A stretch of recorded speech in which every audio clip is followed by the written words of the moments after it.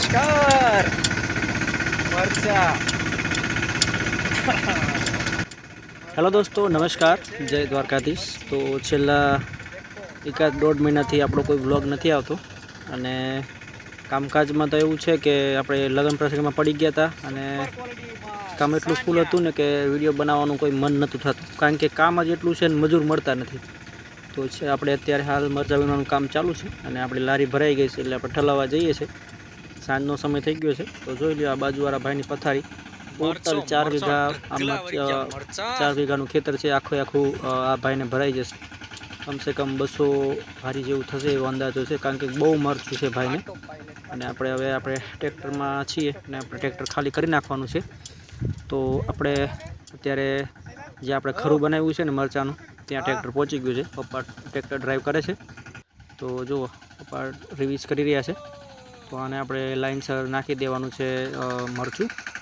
આ બધું જે છે એ વીણવાનું ચાલુ છે, ફોરવર્ડ ને એવું. તો આ જે બપોરે એક ટેલર નાખી દીધું હતું અને આ સાંજનું ટેલર છે.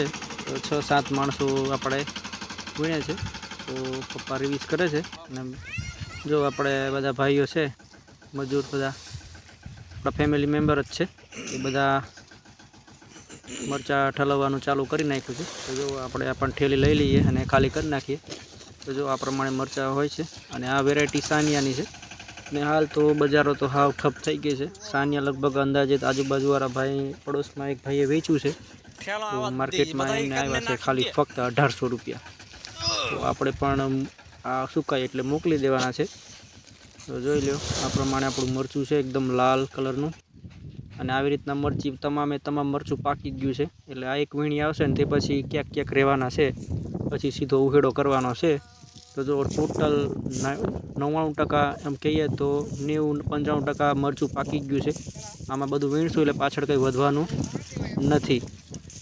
તો જોઈએ બધી જ મરચી પાકી ગઈ છે અને આપણે આમાં પાણી પણ હવે મૂકી દીધું છે. મતલબ પાણી હવે અમે મૂકતા જ નથી પાવાનું. ડ્રીપ બંધ કરી નાખી છે, કારણ કે હવે આમાં કંઈ છે નહીં એટલે ખોટું પાણી આપણે બગાડવું નથી. તો આખો ઘેરો આપણે સુકાઈ ગયો છે. હવે બસ ઉતાવળ કરીને આને વીણવાનું રાખશું, કારણ કે જે આના મરચાંના ડીચા હોય છે એ જો સુકાઈ જાય તો આપણા મરચાં જે છે ને એની મેતે પણ આપણે જ્યારે નીકળીએ ને અંદર ક્યારામાંથી કે આપણે હાયર બાજુમાંથી, તો પણ ખરી જતા હોય છે. એટલે જેમ બને એમાં ઉતાવળથી આપણે આ બધા મરચાં જે છે એ ઉતારી લેવાના છે. તો હાલ તો આ પ્રમાણે છે. મરચું એકદમ લાલ થઈ ગયું છે, સાઈઝ નાની છે. તો જોઈ લો આ ફરી આપણે ટ્રેક્ટર ખાલી કરવા આવી ગયા. હું ઘડીક મરચાંમાં ગયો હતો અને આ થોડુંક બાકી હતું એ ઠાલવે છે આપણા વિશ્વાસભાઈ. તો જો આવી રીતના ઢગલીઓ કરવાની છે.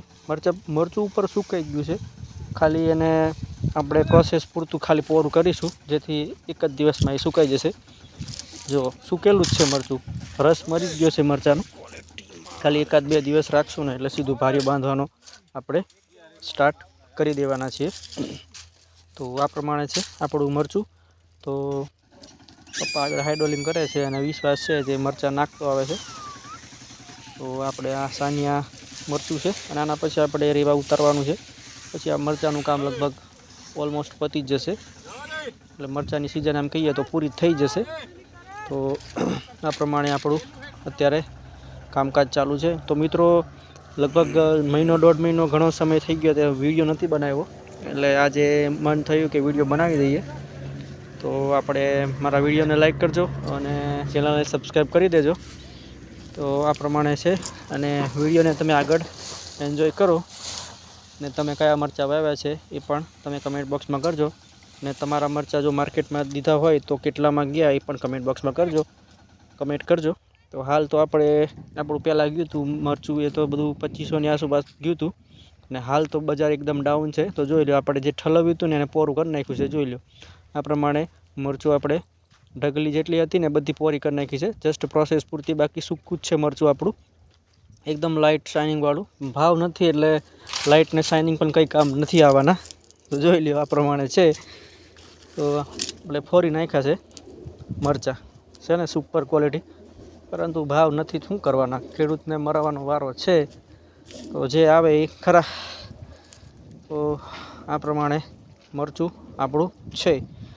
તો વિડીયો તમે આગળ એન્જોય કરો અને આ પ્રમાણે આપણી આ વર્ષની મહેનત છે મરચાંમાં.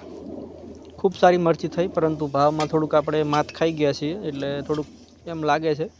બાકી મરચીમાં ખૂબ મહેનત કરી હતી આપણે, અને પહેલાં આગળ જે વેચાણ થયું એમાં સારા એવા ભાવ મળ્યા છે. અને આ છે આપણા બાજુવાળા ભાઈનું ખેતર, જો આખું ભરાઈ ગયું છે.